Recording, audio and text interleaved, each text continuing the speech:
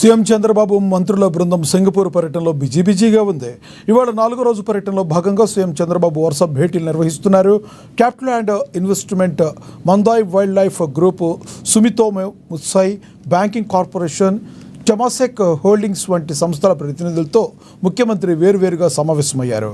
Real estate ప్రాజెక్టులు, industrial పార్కులు, data సెంటర్లు, గ్రీన్ బిల్డింగ్స్, డిజిటల్ టౌన్షిప్స్ వంటి అంశాలపై క్యాపిటల్ అండ్ ఇన్వెస్ట్మెంట్ ప్రతినిధులు సంజీవ్ దాస్ గుప్తా, గౌరీశంకర్ నాగభూషణంతో సీఎం చంద్రబాబు చర్చలు జరిపారు.